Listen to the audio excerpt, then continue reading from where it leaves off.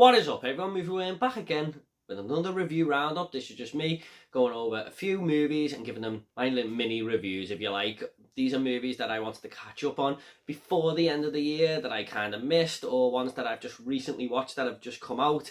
And this is going to be the last review roundup of the year. And the very last movie that I review on this video will be the last review of 2021. And that will mean I have reviewed all 91 films that I watched in the year 2021. Now, if you want to see any of them reviews, the link will be down below and you can go and check out my thoughts on any of the films that I've watched this year.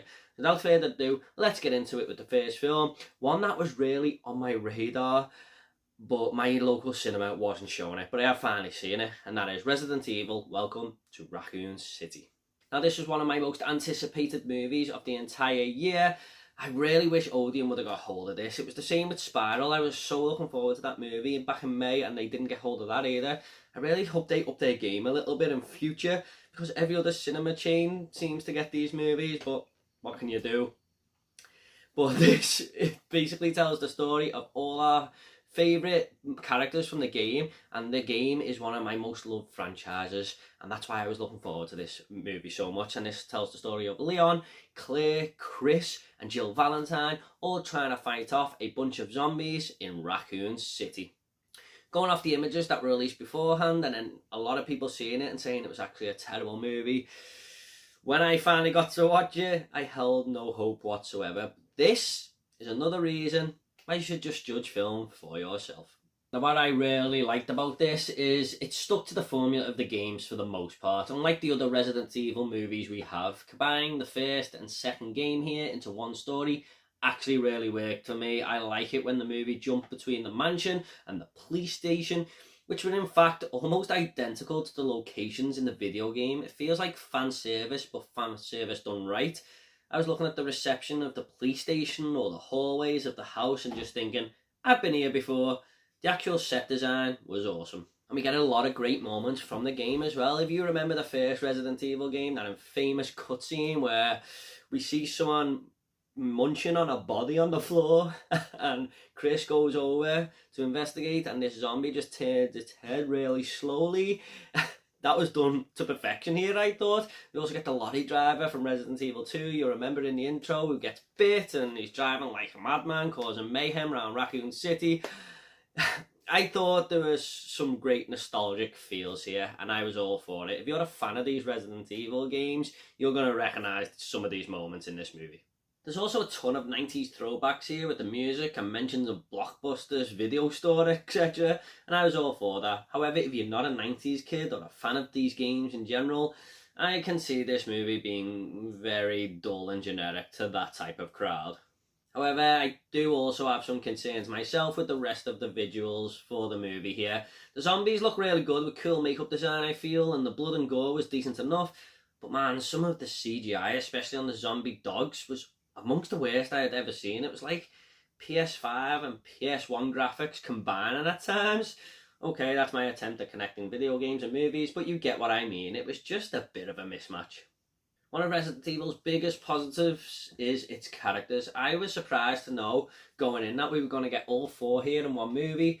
However, only half of them bring something to the table for me. Claire and Chris are definitely the strong ones in the film, even though Claire's backstory is kind of lame and never needed to be included, I feel. I thought most of the film's best screen time came from these two though. Jill, however, just hardly brought anything to this film for me, being the most uninteresting character by a mile. It didn't even look like her. And Leon was made out to be this weak character who everyone makes fun of, and I don't get that vibe from him at all. I always looked at him as a really cool character, even if he was a rookie. Him and Jill just felt like cheap side characters, not the heroes we know and love from the games. The third act was kind of just meh too. It seemed to be over before you know it, and it felt so rushed. Which is a shame because it built up pretty well, I feel. Overall, I really enjoyed my time with this despite its problems, and it does feel like a little bit of a missed opportunity from Johannes Roberts, who says he's a massive fan of the franchise, and you can tell here and there that his heart and soul has gone into this, but sometimes you just need a little bit more than that. Quick mention though for Chief Irons, by the way. I thought he was damn hilarious. I'm going to give Resident Evil Welcome to Raccoon City a 7 out of 10. Next up we have Titane, and this was a haunting character focus about a young girl who happens to be in a car crash, and afterwards she has this metal plate put in her head and stuff, and she survives, but she gets a taste for metal and a bit of a fetish for it, and it's best not saying any more than that. You're best going into this one as blind as possible, so I'll try and be as brief as I can. What I will say though is the character of Alexia, portrayed by Agathe Roussel, was one I just couldn't take my eyes off for a second. This was a powerful, powerful performance into a woman who clearly has so many issues up with her. It was one of the best performances I have seen all year. Roussel was absolutely incredible. Now, I love movies when they portray an antagonist as the main character. It gives off a different type of feel to your typical Hollywood movie about a good guy who's down on his luck and then bring him back up again by the end of the film. Titane basically just says, this character's evil and you're going on this journey with her, whether you like it or not. This movie also contains some hard to watch moments. I mean, nothing that is too bad where I have to look away, but more of a gruesome and sick nature when it makes you feel almost sick.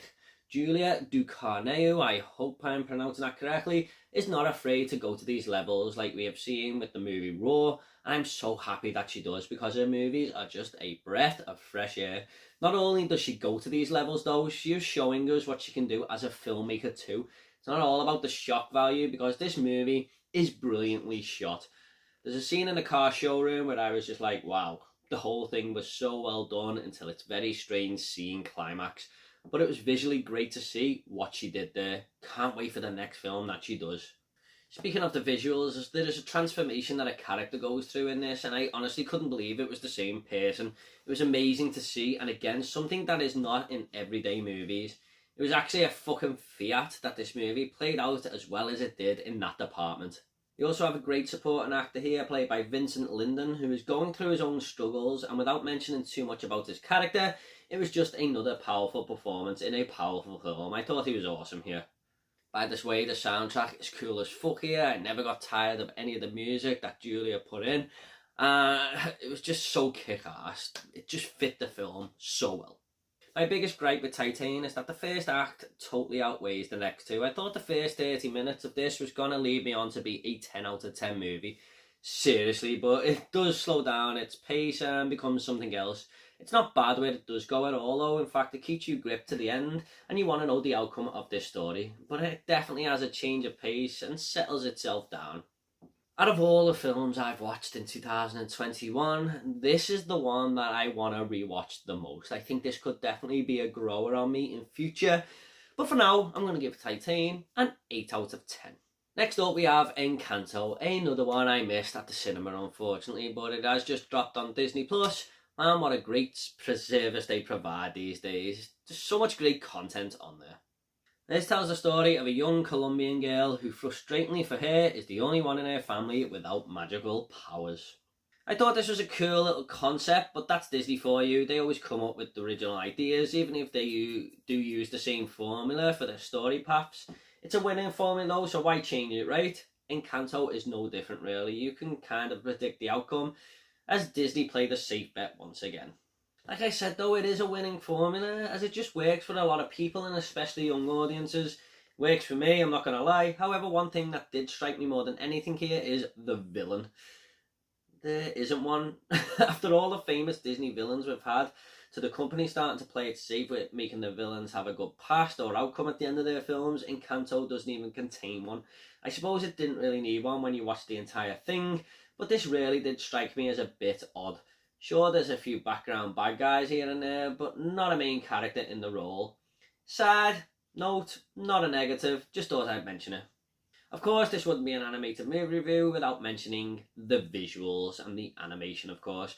Every time I do a Disney or Pixar review, I say I'm blown away by how good it looks, and each one seems to get better and better. Well, guess what? That's also the case here. I mean, this was actually jaw-dropping, from the water effects to these flowers that constantly blossom due to one person's power in the movie, to the character animation. We won't need actors one day, it's that detailed. Of course I'm joking there, but you catch my drift. Disney animated studios seem to put more songs in their movies than Disney Pixar, I feel. But they all do play a massive part in the story here and move the film along nicely. And they're all very catchy as well. I had no problems really with any of the songs in this film.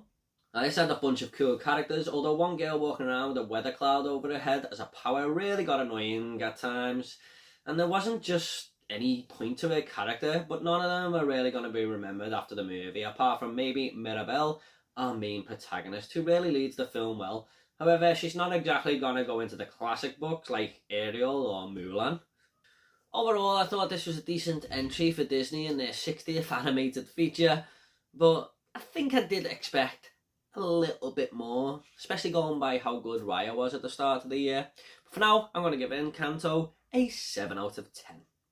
Next up, we have Wrath of Man. This seemed a little bit of a different approach for Richie compared to the likes of Lock, Stock and Snatch, and this sees a mysterious man called H begin a new role as a money mover for a cash truck company. This was one that was high on my list. I did a trailer reaction for this, and The Gentleman was my #1 movie of 2020, but for some reason we got it 6 months later than America, even though Richie is a British director, but you know, whatever. However, when it came to Amazon Prime, I didn't hesitate. This was one that was right up my street and such a cool-ass little movie. I thought Statham was excellent here, as this guy who's just in a slightly above average job, but can shoot a man in the head with pinpoint accuracy when the van gets ambushed or whatever. He is just so calm in every situation, and as a viewer, I just kept wondering who this guy really was. The whole mysterious aspect only lasts for about 40 minutes, but while it did, I loved the guessing game. However, I wouldn't say the movie goes downhill after that, because the story moves into new territory and starts to reveal itself as to what's going on, and I actually enjoyed watching it unfold halfway through instead of near the end, and what happens going forward with the rest of the story. It's an intriguing film, even though it can be predictable in a hell of a lot of places after this. Characters who turn I seen coming, and I kinda guess where the rest of the story was gonna go. There are some kick-ass action scenes here though, and a great score to go with it. I mean, the score was just on fire, everything is nicely shot, but there are one too many time jumps here and there where the movie will jump back 3 months and then put us back in the present day. It happens one too many times for my liking, but everything else filmmaking and editing wise was done well enough. Overall, I love Statham in this. I thought it was so much better than the millions of generic action movies he starred in. This one felt like it had something more. By the way, the movie had plenty of decent side characters too, like Josh Hartnett, who thinks he's this tough guy until shit hits the fan, and Holt McAnally, that guy from Fight Club, as Statham's partner. The first 2 acts are definitely where it's at though, and for a Richie film, I don't think it can touch some of his other work, but it's a solid enough movie. I'm going to give Wrath of Man an 8 out of 10. Next up we have Spencer. Now, seeing a movie about the royal family isn't something that really interests me whatsoever, but after so many people saying Kristen Stewart's performance here was unbelievable, and a lot of people saying it was actually a really good film, I thought, why not? I am starting to warm more to movies that I usually wouldn't do after starting this channel, so let's get into it. Now, this tells the story of Lady Diana dealing with some mental health problems and the struggles of being a royal family member over the Christmas holidays at Sandringham Estate. And I can actually report that Kristen Stewart was in fact exceptional in this movie. Like I said, Spencer focuses a lot on mental health, and if I was ever going to be convinced that Princess Diana was suffering badly inside and her personal life was deeply affected by her marriage, then there is no better actress to play this part than Stewart, because what I witnessed was an incredible portrayal of exactly that. Just by looking at her, you know something isn't right, but when she walks these hallways or talks to other characters in the movie, all her body language and personality seems so downtrodden. I believed every single sigh she came out with or unhappy face she pulled. She put her heart and soul into this, and the outcome is pure Oscar worthy.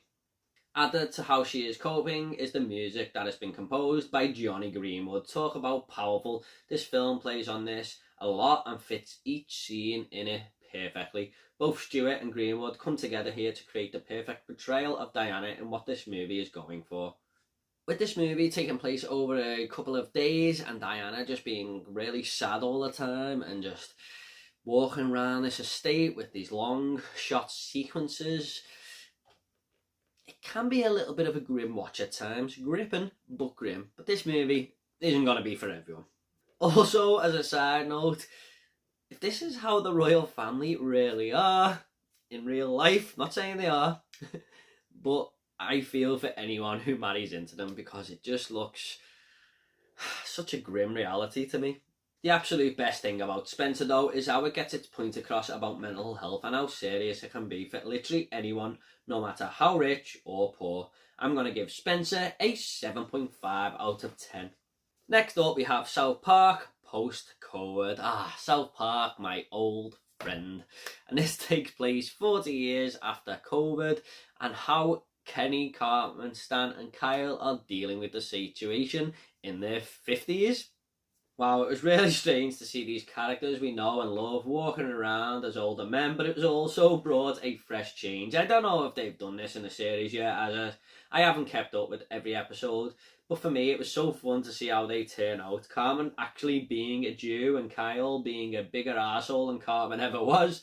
I never got tired of seeing their older personalities and how it played out.